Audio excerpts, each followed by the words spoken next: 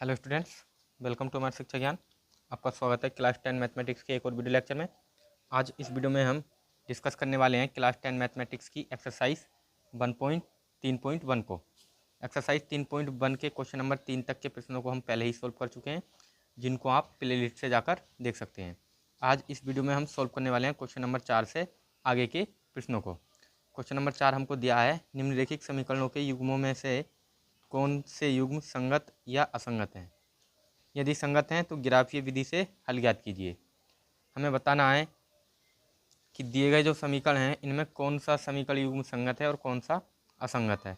अगर संगत हैं तो हमें उनको ग्राफीय विधि से हल भी करना है। तो चलिए मैं पहला क्वेश्चन नंबर 4 का पहला पार्ट है वो है x + y = 5 और 2x + 2y = 10, इसको नोट कर लेता हूँ। तो चलिए क्वेश्चन नंबर 1 हमने नोट कर लिया है, जो कि है x + y = 5 और 2x + 2y = 10। अब यहाँ पर सबसे पहले हम इसको व्यापक रूप में लिखेंगे, तो ये हमारा हो जाएगा x + y और ये जो 5 है इधर लेके आएंगे -5 = 0। अब इसको मान लेते हैं समीकरण 1। अब समीकरण 1 की तुलना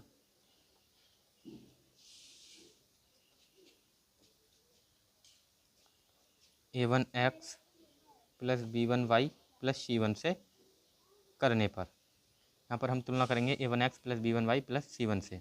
तो यहाँ से a1 का मान कितना आएगा, a1 का मान हमारे पास आएगा 1 और a2 का मान हमारे पास b1 का मान हमारे पास यहाँ से आ जाएगा +1 और c1 हमारे पास यहाँ से कितना जाएगा, c1 जो है -5 है, तो c1 का मान कितना आएगा -5। अब इसी प्रकार हम दूसरे समीकरण को भी व्यापक रूप में लिखेंगे, तो ये हो जाएगा 2x + 2y और ये जो 10 है इसको इधर बराबर के दूसरी ओर लेके जाएंगे तो ये माइनस में जाएगा, -10 = 0। इसको मान लेते हैं हम समीकरण 2। अब समीकरण 2 का व्यापक रूप हमने लिख लिया है। अब यहाँ से हम निकालेंगे, तुलना करेंगे a2x + b2y + c2 से तुलना करने पर। जब हम a2x + b2y + c2 से तुलना करेंगे तो a2 का मान कितना आएगा, यहाँ से a2 का मान हमें प्राप्त होगा 2 और b2 का मान हमें कितना मिलेगा, यहाँ से b2 का भी मान आ जाएगा +2 और c2 बराबर कितना आ जाएगा -10।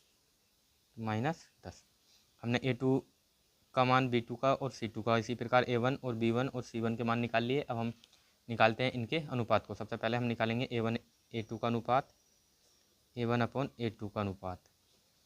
तो a1 का मान यहाँ से 1 और a2 का मान कितना है 2। a1 और a2 का अनुपात आया 1/2।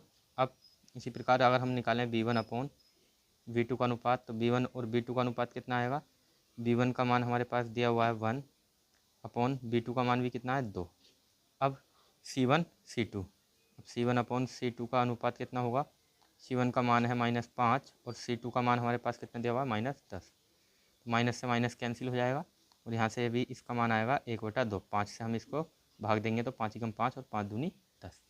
तो हमने देखा कि a1 a2 बराबर है b1/b2 के बराबर c1/c2।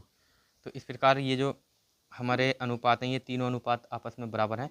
और जब अनुपात बराबर होते हैं तो ऐसी कंडीशन में जो रेखाएं होती हैं कैसी होती हैं, रेखाएं समपाती होती हैं। तो यहाँ पे लिखेंगे रेखाएं कैसी होंगी, समपाती रेखाएं। अब समपाती रेखाएं हैं तो समीकरण युग्म का क्या होगा, हल होगा, और हल होता है तो उसको बोलते हैं हम संगत।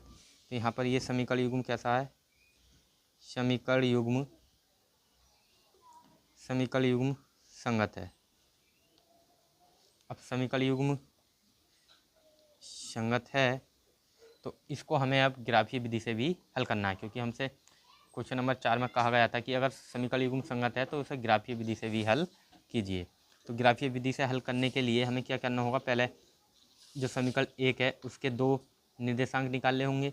ठीक उसी प्रकार हमें समीकरण 2 के भी 2 पॉइंट यानी 2 बिंदु हमें ज्ञात करने होंगे और फिर हम उसको ग्राफ में कन्वर्ट करेंगे। तो चलिए पहले हम समीकरण 1 के निर्देशांक निकाल लेते हैं। समीकरण 1 के निर्देशांक, या आप बिंदु भी कह सकते हैं इनको, समीकरण 1 के निर्देशांक पहले हम इसको इस प्रकार से एक सारणी बनाएंगे और अब यहाँ पर अगर हम x का मान रखें, x का मान समीकरण 1 में अगर हम 0 रख दें तो y का मान कितना आएगा 5। अगर हम x का मान 0 रखेंगे तो देखो यहाँ पे 0 हो जाएगा और y बराबर कितना हो जाएगा, ये -5 है, दूसरी ओर जाएगा +5, तो y का मान आएगा 5। अब यदि हम y को 0 रख दें तो x का मान कितना जाएगा, x का मान आ जाएगा 5। तो समीकरण 1 के जो दो बिंदु हैं वो आ गए 0,5 और 5,0। अब समीकरण 2 के निर्देशांक निकालेंगे इसी प्रकार। समीकरण 2 के निर्देशांक, तो समीकरण 2 के निर्देशांक निकालेंगे तो यहाँ से ये अगर हम x को 0 रखेंगे तो y का मान कितना आएगा, देखो ये 0 बन जाएगा पूरा टर्म, 2x जो है 0 हो जाएगा और ये 2y इधर ही रहेगा और -10 दूसरी साइड जाकर प्लस हो जाएगा, तो 10 और ये 2 जो है ये इसके 10 के बटे में जाएगा, तो 2 पंजे 10, y का मान कितना आएगा 5। जब हम x बराबर 0 रख रहे हैं तो y का मान कितना आ रहा है 5, और जब हम y को 0 रखेंगे तो x का मान कितना आ जाएगा 5। ठीक उसी प्रकार बिल्कुल जैसा कि अभी हमने ऊपर वाले समीकरण में किया था। तो ठीक है, हमने जो है समीकरण 1 और समीकरण 2 के निर्देशांक निकाल लिए हैं। अब हम यहाँ पर इसका ग्राफ बनाते हैं, तो चलिए बनाते हैं इसके ग्राफ को। तो चलिए हमने जो ये x अक्ष और y अक्ष है दोनों अक्षों को खींच लिया है। यहाँ पर ये जो हमारा पॉइंट है ये मूल बिंदु है जहाँ पर x भी 0 होता है और y भी 0। ये x अक्ष है और ये y अक्ष है। हमने x अक्ष पर 1 2 3 4 5 6 बिंदु ले लिए हैं। उसी प्रकार यहाँ पर भी 1 2 3 4 5 6 तक की इकाई दूरी हमने ले ली है। अब हम पहले देखेंगे समीकरण 1 के जो निर्देशांक है, x पे 0 और y पर 5। पहले हम जाएंगे x पर 0, तो x पर 0 यहाँ पर ये पहला बिंदु है। अब यहीं से हम चलेंगे ऊपर की ओर 5, क्योंकि y पर हमें दिया हुआ है 5, तो यहीं से हमें 5 जाना है, 1 2 3 4 5। तो हमारा जो पॉइंट है ये पहला पॉइंट हमें मिल जाएगा और जिसका नाम क्या होगा 0,5। ये पॉइंट है हमारा 0,5। अब पहला पॉइंट मिल गया हमें। अब दूसरा पॉइंट x पे 5 और y पे 0, तो x पर 5 y पे 0, यानी x पे 5 y पे हमें ऊपर को बिल्कुल भी नहीं जाना, तो ये दूसरा पॉइंट हो गया 5,0। अब समीकरण 2 के, अब ये हमने समीकरण 1 के जो दोनों बिंदु थे ये लिख दिए हैं। अब हम इनको मिला देंगे स्केल की सहायता से। चलिए इनको स्केल की सहायता से मिलाते हैं। तो जब हम इनको स्केल की सहायता से मिलाएंगे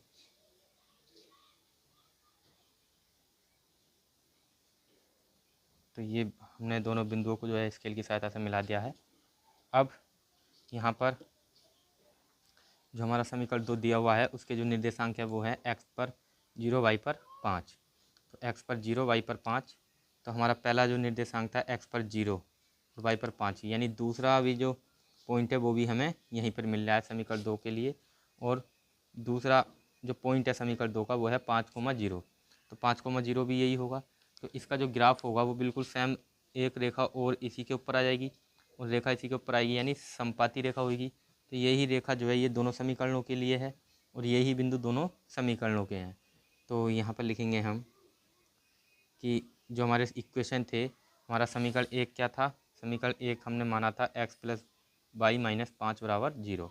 तो हम यहाँ पर लिख देंगे x + y - 5 = 0। और इसी प्रकार हमारा जो दूसरा समीकरण था, दूसरे समीकरण को भी हम लिख देंगे। दूसरा समीकरण हमारे पास है 2x + 2y - 10 = 0।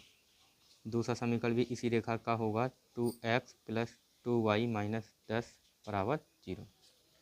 तो चलिए इस प्रकार ये जो रेखा है ये समपाती है। अब रेखा समपाती है तो कई बिंदुओं पर प्रतिच्छेद कर रही है और इसीलिए इसके क्या होंगे, अनेक हल होंगे। और हमने जो है इसके ग्राफीय विधि से जो हल है इसका वो ज्ञात कर दिया है। तो इसके कई हल होंगे, एक हल हो सकता है 5,0 भी इसका हल होगा, 0,5 भी होगा, और जिस भी बिंदु पर ये मिलेंगे, यानी जितने भी बिंदु हाँ इस रेखा पर हम लेंगे वो सभी इस समीकरण युग्म के हल होंगे। तो चलिए हमने क्वेश्चन नंबर 4 के जो पहला पार्ट था उसको सोल्व कर लिया है। आप इसको जो है नोट कर लीजिए।